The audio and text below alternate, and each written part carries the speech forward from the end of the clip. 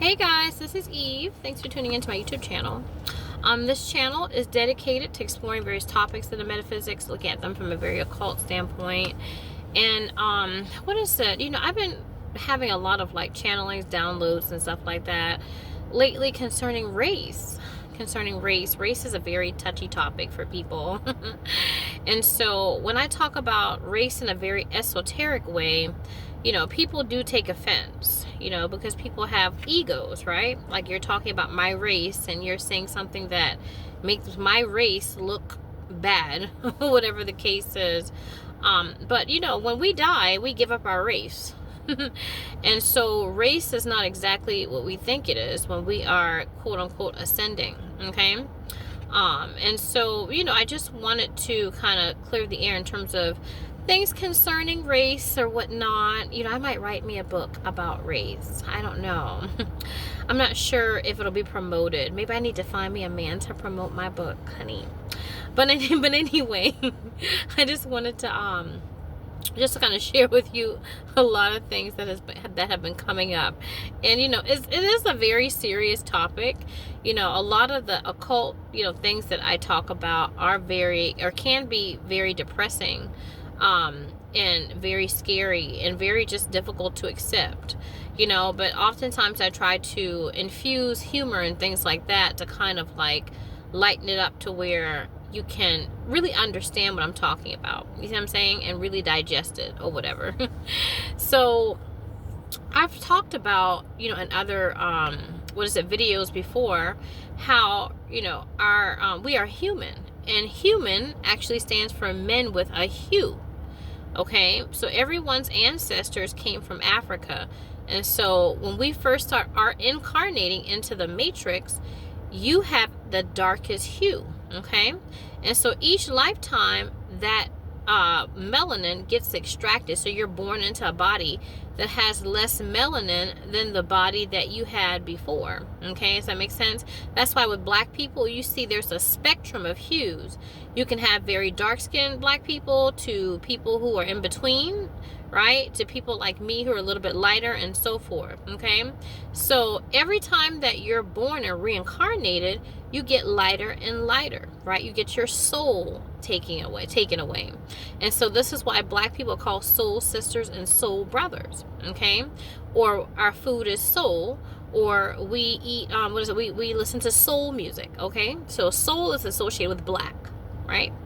So you keep incarnating until you get through all the hues of the black race, and then once you get into the Asian race, into the white race, then your race falls relatively in line. Okay, it falls relatively in line. So eventually you will conform to the system, right? You're not going to buck the system as much. So the more soul you have, right, which is will and desire, the more you buck the system. That's why oftentimes people with a darker hue are incarcerated more, whereas people who have a lighter hue, you see less of an incarceration. Okay, so just want to kind of put that out there. Now, RH negatives are different, or what you would call cosmic nagas or what have you. So cosmic nagas, or these RH negatives or whatnot, these people have been born, have gone through the reincarnation system to where they have blonde hair and blue eyes. Okay, and so the thing is that because you can't go past a blonde hair, blue eyed person or avatar, then they get reinserted back into the matrix in a darker hue. Okay, so they play, you could play whatever. I believe you can. I'm not sure about this information, but I believe that you can play whatever hue. Okay, at that point, because you can't really go back and you can't go past the the Aryan or what have you. Okay, being an Aryan, being just absent of melanin or soul, or lacking in soul. So the consciousness actually remains the same, right? The subconscious, but most times people are like, who are, cosmic nagas or whatnot, they have no connection to the Aryan aspect of themselves. And sometimes they can be very much pro-black, right? Or pro, for black people, but really in a subconscious way, they don't like humans. Okay, so I'm not saying that they don't just like black people, but black people have the most hue, so they really hate black people. But they don't like humans. So black people, Asian people, and white people, all the root races and everyone in between, they have a hue. Okay? So they don't like humans. Okay? So I really want to put that out there. Okay? Very much what you would call, quote unquote, extraterrestrial. Okay? And so, like, black people call homies, like, homies are the most terrestrial. But as you keep incarnating, you get extraterrestrial. And so you lose your hue. But once you have no more hue, like I said, you have to come back into a darker hue. And because your subconscious remains the same, you don't have any connection to this aspect of yourself that, quote unquote, hates humans. Okay? So I wanted to do this video to really talk about how eugenics is actually used to facilitate, I guess what you would say, the agenda for transhumanism, okay, in the Matrix. Oh, my phone's about to die. There's been so many spiritual attacks that I've gotten, you know, in terms of trying to get this video out. It's so whack. But I'm gonna do it because I say to myself, like, I'm not going to allow anything to get in the way of it or whatnot. But anyway, so eugenics actually is the agenda for transhumanism. Okay. So the thing is that oftentimes, you know, people are like, oh, you can't blame white supremacy or anything like that, or have a victim's mentality. But really, you know, when you look at the deep esoteric, the deep occult, fundamental, I guess what you would say, you know, reason for a lot of the detriment of the quote unquote black community, it actually definitely stems from white supremacy. It does. It does. And so it's something to where, you know, it's a sacrifice. It's a Holocaust. You see what I'm saying? So, you know, everyone starts out as a Jew, but you become Jewish as you keep losing your melanin or your soul. And so the black people on this planet are sacrificed. Okay, are sacrificed. Just want to put that out there. And I'm talking about a Jew. I'm talking about the deep esoteric aspect of what a Jew is. Even the Bible says those who say they are Jews are not Jews, okay, but do lie. They're the synagogues of Satan. So my definition of a Jew is not the definition of what you would call mainstream society. Okay, there's a difference between being a Jew and being Jewish. Okay, so yes, the destroying the black man is the most important part of white supremacy. Okay, destroying the black man is the most important part. They want the black man to be extinct, actually. Yeah, the black man, they want the black man, is my tag hanging out there?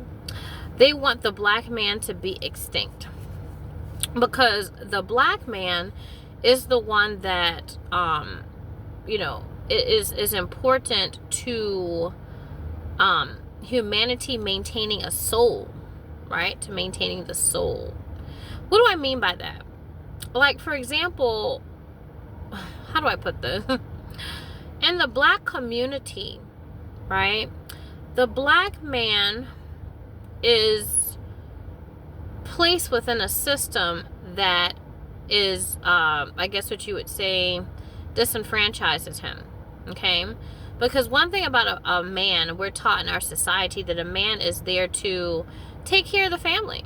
You know, take care of the family, to take care of the community, to have self-respect, for the woman to look up to the man. So this is something that's permeated into our consciousness, and purposely so. So it could actually be a square and circle scenario as it pertains to the system, which actually does not allow him, or most black men, I should say, to take care of the family, to have the black woman look up to him. to demonstrate those divine masculine aspects that men are supposed to demonstrate. So in one sense, he's told to demonstrate this, but then he's placed in an environment where he cannot do so. And I'm not trying to say, oh, give black men, you know, a pass or whatever the case is. No, I'm an occultist. I look at factual information, right? I bring factual information to the forefront, and then I allow you to make the inference or the educated guess to determine what this is, what this information really means. Okay. So, and this is, it's a lot to process. So please forgive me here, okay, if I have to pause sometimes or whatnot, because there's a lot of channelings, there's a lot of different parts, if you will, to what I'm saying. So, when you have expectations as a man, but you can't make those expectations in the environment that's been facilitated for you, then it starts to work on your psyche. And then there becomes a deterioration of the black community. The thing is that blacks are taught that, we black people, right, we're taught that community is everything, that family is everything, but that is not the case. Community and family is secondary. The first priority is yourself, self-preservation. It is not your family. It is not your community. It is yourself. So when you're born into a situation of poverty, right, and you're impoverished, like you don't have enough to eat, you don't have, you know, adequate clothes to wear, you know, you don't have adequate shelter and so forth, and you're placed in an environment of poverty where there's lots of crime and things like that, your first line of defense is yourself. Is to defend yourself, is to make sure that you get the things that you need, right? Like if you're on a plane, right, and they say, oh, where, you know, the plane is going down, the first thing you should do is put the cup on yourself. Then you help the person that's next to you. But we're taught in our communities that we don't put ourselves first, that we put our families first, and that we put our communities first. But this is not human nature. So when you actually infuse poverty within a community, and the first inclination is service to self, then you're going to get people who are going to take advantage of other people within their own community. If I can't eat, right? If I can't feed myself, you know, clothe myself, whatever, have adequate shelter or whatnot, do you think that I'm going to sell drugs to make sure that I can eat? Because my preservation is to self. It's not to my family. It is not to my community. In order for me to help anyone, I have to help myself. And if I'm placed within an environment where I cannot help myself, then guess what? This is it. Yet, you know, the black communities have been taught, you know, as well as other communities, right, have been taught to look down upon the black man for these types of things. And it's not fair. It's not fair. I remember when I was married, and, you know, my ex-husband, you know, he's an attorney. He's an attorney now. But in getting his career off the ground, it was a very treacherous process. It was horrible. My ex-husband graduated from a very prestigious law school, right? He has a judicial doctorate from Chapel Hill. And, you know, the thing is that when we were married or whatever, we were so excited. You know what I mean? We're like, oh, you know, we're embarking our careers. I already had started my career, and he had taught a little bit, I think. Yeah, he taught a little bit before getting into law school or whatnot. And so, you know, we were just so hopeful. And one of the things is that I don't come from a very, I guess what you would say, strong family background. That's why people are oftentimes very, I guess what you would say, comfortable fucking me over. Because I don't really have a strong root. So oftentimes people are, you know, when you don't have a strong root, a strong foundation, you know, people are I guess what you would say, strong when you're weak. You know, but, you know, you've seen the footage. You know that my family is not a family that is the ideal family in terms of how we were programmed in the Matrix.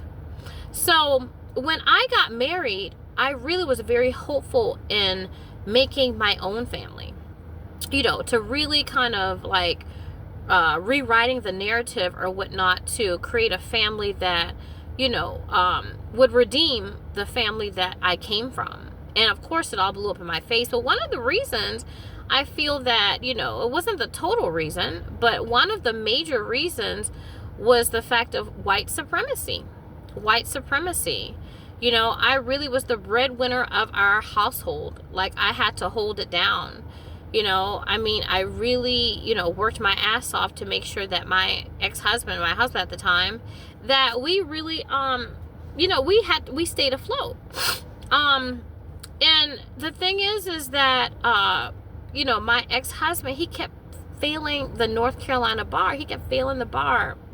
And one thing about the bar, if you keep failing the bar, they don't like to take, you know, a chance on you, whatever the case is. You know, a lot of firms and things like that, you know, especially competitive firms. But, you know, law is something where you have to, like, network anyway, you know, and know somebody to really get a really good desired job. Is not something that, you know, you can get where it's like, oh, you know, I can just walk right in and, you know, meet qualifications and I can, you know, get into the system. That's not how it works. So yeah, so the thing is that, you know, he kept failing the North Carolina bar, telling him, stop taking the bar, go to another state. You know, like I told him about all these famous people, like these politicians, like Hillary Clinton. I think she failed the bar somewhere in Arkansas or something. She went to another state and took it, you know, so it's not, I guess what you would say, what's the word? Uncommon for someone to fail the bar. You see what I'm saying? People just go and take another bar from another state, you know, but he just kept taking it. So I was like, okay, you know, if he kept taking it, you know, he would pass, you know, eventually. He never passed the North Carolina bar. I think he took it like 4 fucking times. You know, it was like, what's the problem? And so he became so depressed. And, you know, this really affected our marriage a lot. He was so depressed and down on himself. And I really feel that this was really kind of a gateway into a lot of the infidelities in our marriage, you know, because he didn't feel that he was desirable, you know, despite the fact that I was championing his career and so forth. You know, and I was always there to pick up the slack and that type of thing, to do what I could to, you know, whatever I could do. He still felt like he was inadequate as a man. And so this led to infidelity actually within the marriage. Okay. And at the time, I had a more traditional sense of what marriage is. Now, with Lilith and Libra, now that I'm ascending and getting to the deep subconscious aspects of myself, I don't see marriage in that way so much anymore. But we were living in a quote-unquote traditional type of marriage at that time. So when he, you know, couldn't pass the North Carolina bar and got so depressed, and he gained so much weight. Like, my ex-husband was always a very slender, very tiny man, you know what I mean, very slender guy. So he gained like shit, looked like 50 fucking pounds, like, in our marriage. I remember when we came home for the holiday to, you know, my aunt's house for something, my aunt was like, what the hell is going on? And, you know, I was just like, you know, he's depressed. And when I would go off to work every day, he would just be home, and he would like, and it wasn't like he was home doing nothing. Like, he would tell me and like give me a report every day. Like, he'd be like, these are the firms I've called, these are the resumes I've sent off, these are the applications I've sent off, I pound the pavement. I mean, he was fucking GQ every day. You know what I mean? And one day I was just down on myself, and I really had to separate myself from him because of the fact that I'm an empath. And although I'm more empathic now, I was still empathic during that time. And so you know, I went to a seamstress actually. There was a couple of, I guess, pieces of clothing that I needed to have hemmed or something. So I just left for the day. I was like, you know, maybe I'm going to, you know, to get some stuff done or whatever. And so the seamstress, you know, she noticed that I looked very, you know, sad. And so, you know, we started talking. I was like, my ex-husband's having a hard time getting his career off the ground. And so she was like, oh, he keeps taking the North Carolina bar. And I want to say she had somebody in the family that that practiced law in North Carolina. So they had like the inside track. It's a black woman. And so she said, oh, no, he can't pass the bar because he's black. And so I was like, what? I was like, that does make sense, because, I mean, how many times has he taken the bar, studied? When I say studied relentlessly, like every single day. And so she was like, no, because the demographics are disclosed. And so this is a good old boy system. Like North Carolina only has like 2 progressive cities, like, you know, Charlotte, North Carolina, and I don't know, what's another one that's more progressive? You know, like, it doesn't really have very many like progressive places, because the lawyers themselves grade the bar, your responses on the bar. So she was like, oh, she said, yeah, they don't want him in there. And, you know, and oftentimes the black lawyers or whatnot, the ones that do have connections, you know, they've already, you know, pretty much, you know, when you see their name, it's like, oh, okay, yeah, this person, we know this person. Maybe a call is sent in or whatnot to the bar association or somebody within that association. So a lot of law is very much, you know, getting into that system and being very lucrative in that system. It's very networkish type, know somebody type of thing. So as soon as he decided to stop taking the North Carolina bar, and he took the bar in Washington and D.C., he passed it on the first time. On the very first time, and it's federal. So with that, you know, he could go to any state or whatnot to practice. So it really went to show that within North Carolina that they were discriminating against him. And we spent thousands upon thousands of dollars on bar, you know, examinations. It's not cheap. And there's a waiting period before you could take another one. And, you know, it was just really emotionally just fucked up. And this really did a lot in terms of our intimacy as well, because he didn't feel very adequate.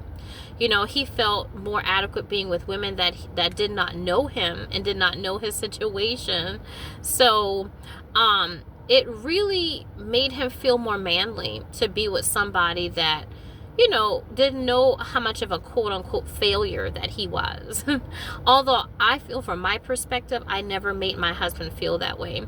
And even when my husband did not, you know, wasn't the breadwinner, whatever the case is, and, you know, he had issues financially or whatnot, I still listened to my husband. You know, when my husband said to do something, I did it. You see what I'm saying? So I was very much a submissive wife, you know, and I feel that in hindsight, in a very superficial way, it was a very good wife. Okay. Now, the thing is too, once he passed the DC bar, so he got bites from other, you know, different states and stuff like that, especially up north. Like one of the states was Rhode Island. There was somebody in Rhode Island that was very interested in him. And so he and I flew out there one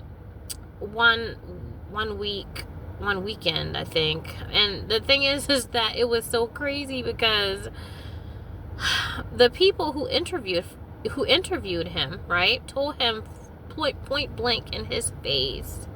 They were like, well, we're interested in you because you're black. That's what they told him.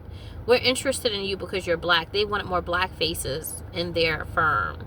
And so race was a major thing in terms of his, you know, being a prospect for their, you know, their firm. And so, you know, he and I quickly, you know, realized that race is very, very fundamental to how you do financially. You see what I'm saying? How you do financially within the system. And that definitely affected our marriage. Like I said, depression led to infidelities. It led to, you know, all types of things. things. You know what I mean? Like getting at a North Carolina bar and going somewhere else, and then when you went somewhere else, then people are saying that they're just hiring you because you're black, or trying to hire you because you're black.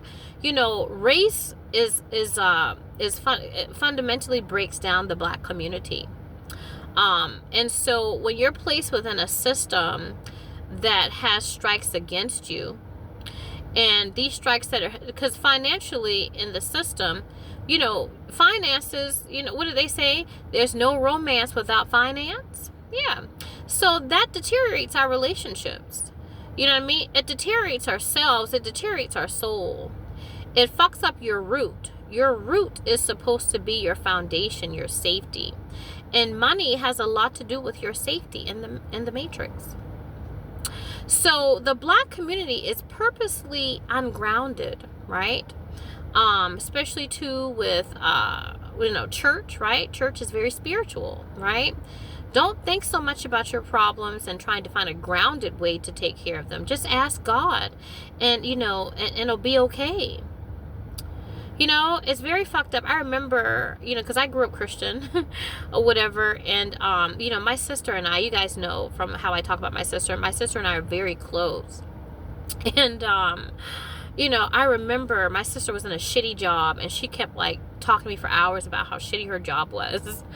And so I was like, you know, I said to myself, you know, I would talk to her and try to encourage her a lot. You know, and I would pray for her every night. And I'll be honest with you guys, I prayed for my sister no matter if I was at home or out of town or wherever. I prayed for my sister every single night. Every night. I didn't miss a night.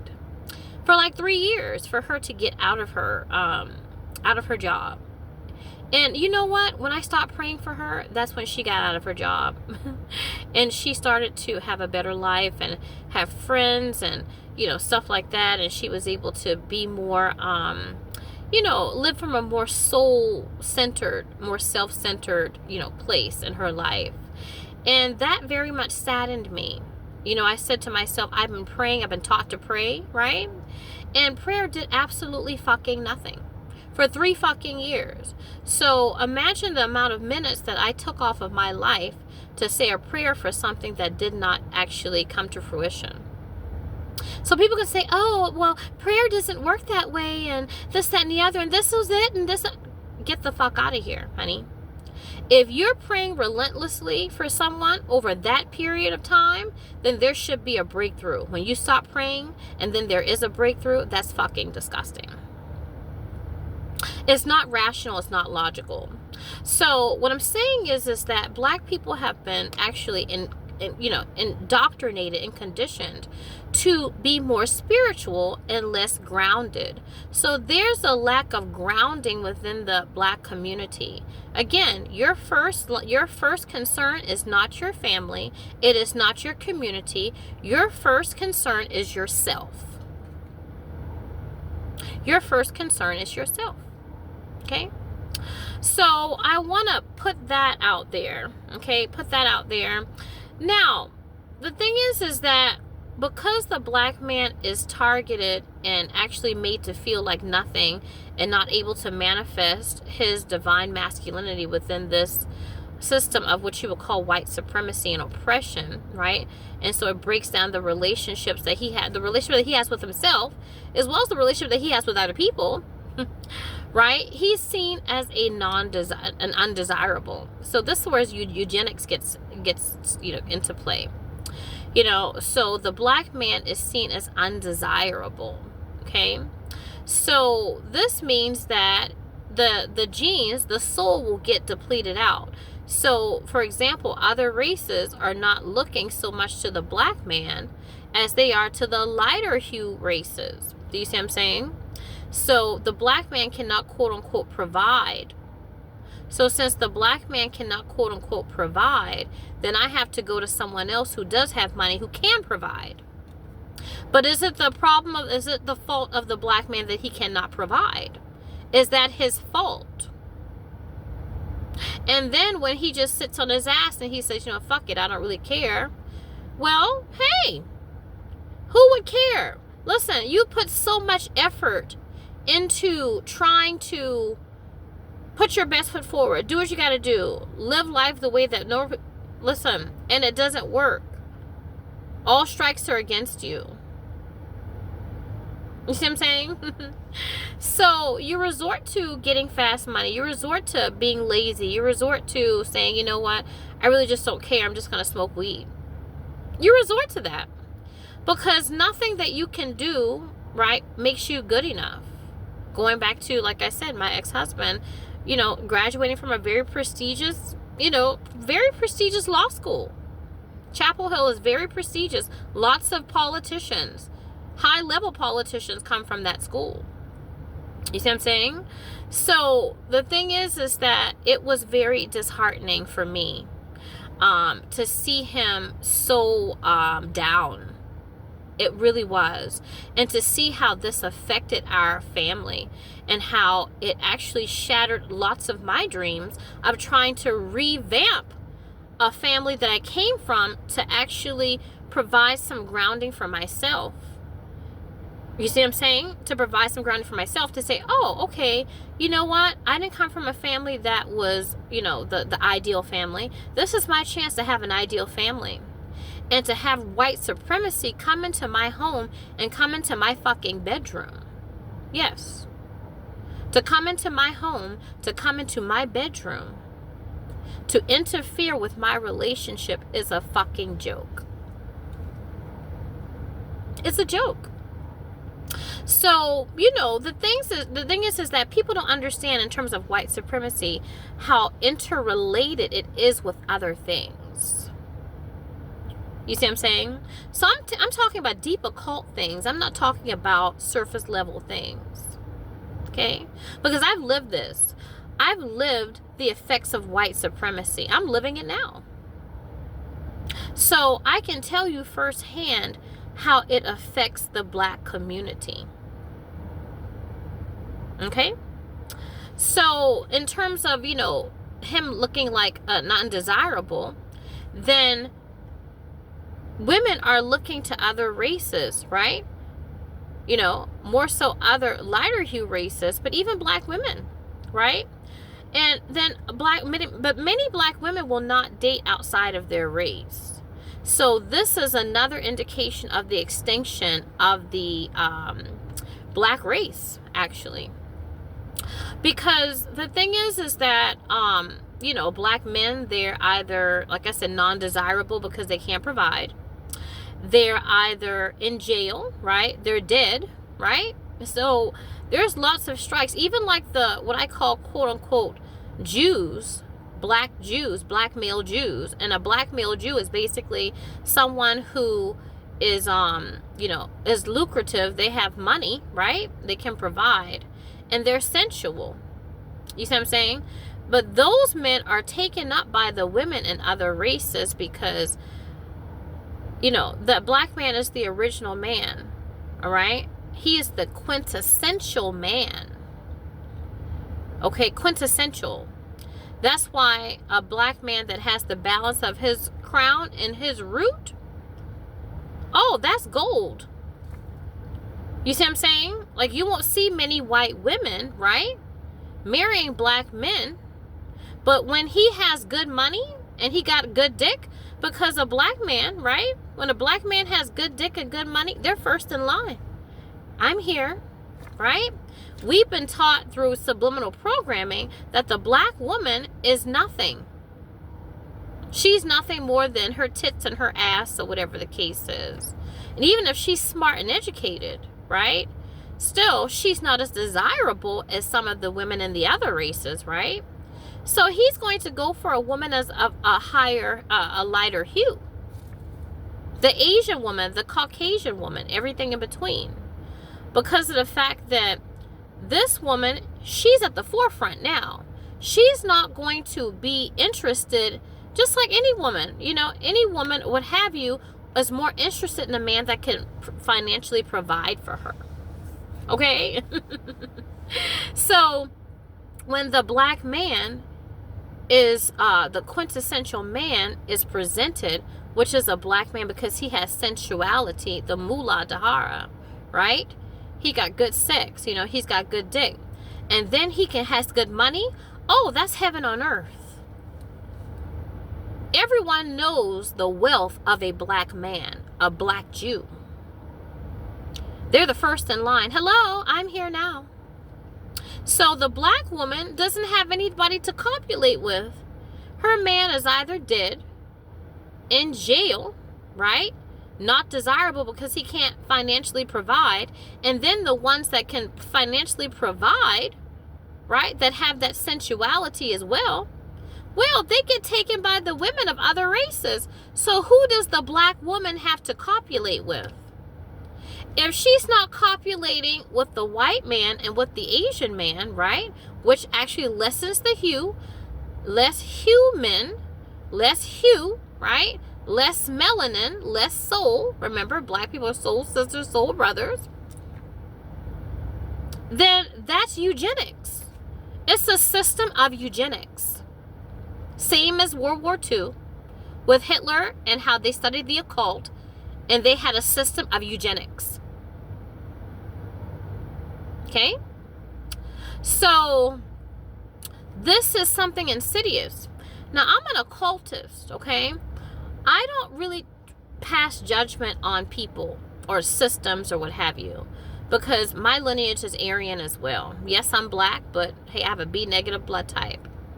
Okay, so the thing is that, you know, our souls are pressed out, when, especially when you're RH negative, your soul is very old. It's Lumerian, it is, you know, Atlantean, Egyptian, whatever the case is. The soul has been pressed out for over lifetimes.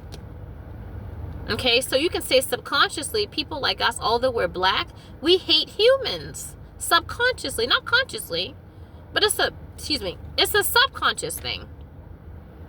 When my daughter's watching Blackish, and that name itself, Blackish, what the fuck? You're saying this family is Blackish, so what's a black family? What is that saying? And people are looking at, did you see Blackish last night? What the fuck does that mean? If you're saying this family is Blackish, what is black? Is a downtrodden ghetto family black? But this family is Blackish because they're a more wholesome family. Because the mother is a surgeon, right? I think the father is some type of marketing exec or marketing, associate or something like that, right? The kids, right? They have regular problems. They're not strung out on drugs or hoeing and shit like that. They're Blackish. What makes them Blackish? That in and of itself is racist. It was interesting because people call Donald Trump racist, but he was one of the first people to say that Blackish is a racist show. Yes, he said it's racist. It's a racist name. There's so many instances that I've watched Blackish where they have made issues involving black people frivolous and disguised as humor. I would rather you say to my face, I'm not serving you because you're the N-word. I would rather you say that. But for you to disguise your racism with humor and to dance around it and to pretend like, oh, we didn't do anything, to throw stones and hide your hands. One thing about me, I'm the type of bitch, when it's time for me to show up, honey, I'm going to give you forewarning. I don't throw stones and hide my hands. I don't. I'm the first to tell you I did that shit. And you know what? I do it even better, actually, if you give me a chance. So the thing is that I don't respect people who throw stones and hide their hands. You are not respectable to me, and you never will be. So this is not about judgment. This is about you actually disclosing the things that you do. Because really, ultimately, you're judging your fucking self. If you don't like black people, say it. I don't like black people. It was funny. I think I've told this story before.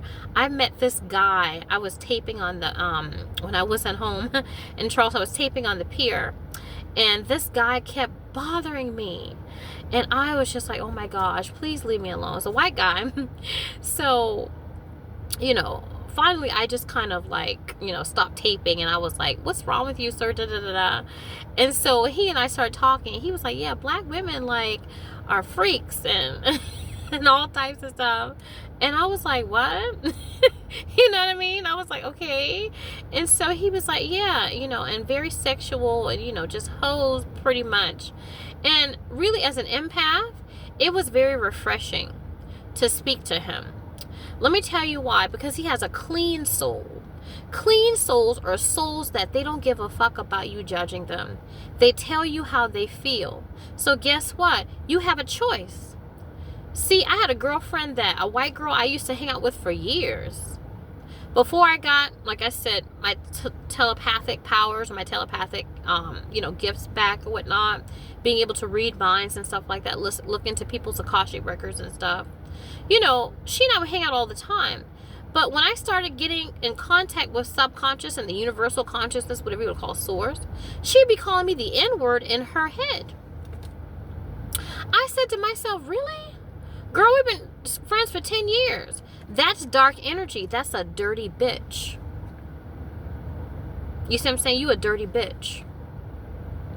When you can't say that to my face and you actually around me, we hanging out every weekend, going to the bar. Hey, girl, we taking trips to Vegas together. Yes.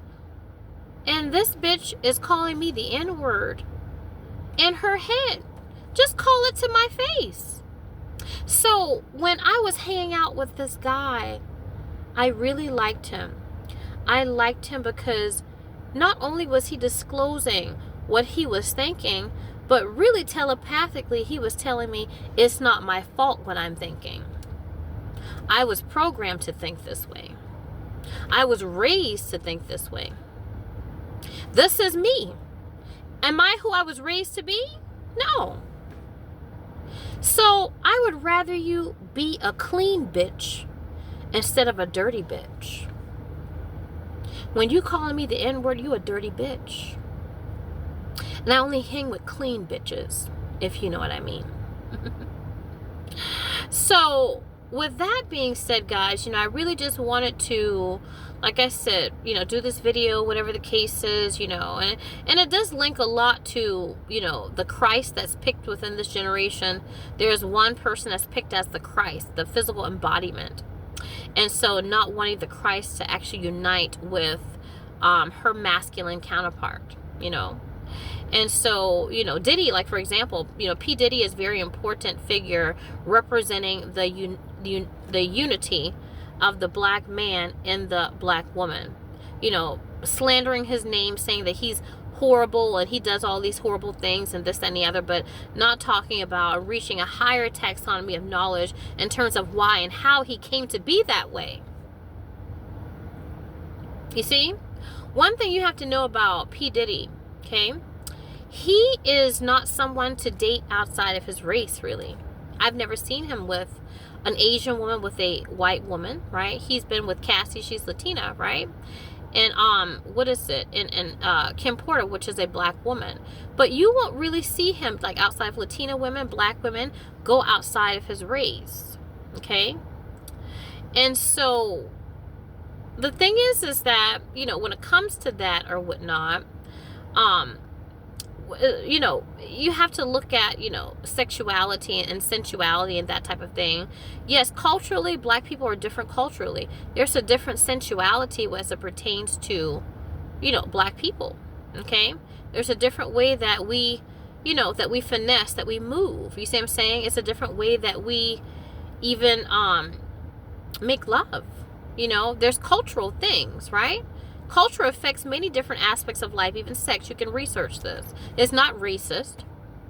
So the thing is that when someone like P. Diddy comes home after being in meetings all day and psychologically given a crown of thorns to do business deals and this and the other, you know, coming home to a black woman, coming home to a Latina woman, someone that is sensual, someone that can give, You see what I'm saying? He doesn't want to come home to someone that has to take that sensuality, because he needs that sensuality given back to him. Do you see what I'm saying? So the thing is that the energies are different as it pertains to, I would say, having sex with people who have a different culture. Do you see what I'm saying? There's a difference. Just like we have different holidays, different food, right? Different, physical appearance or what have you. There's a difference in sensuality. There's a difference in the mullah or the mullah dahara. Mullah means money. There's money in a black dick. I repeat, honey. And you can say what you want about me and say I'm too blunt, whatever the case is. I really don't care. But there's money in a black dick. Every woman knows that there's money in a black dick. It doesn't matter what race you are, honey. Where you come from, what continent. Everybody wants their root. So when you can find the quintessential man that has good dick and money, that's heaven on earth. And everyone wants heaven on earth. And if you are not that man that has that good root, that good mullah dahara, and the money, right? And the head, you're going to mess that head up in that black man. So you can be pushed to the forefront. Yes. So you can be pushed to the forefront to say, well, you know what, compared to this person, I don't really compare.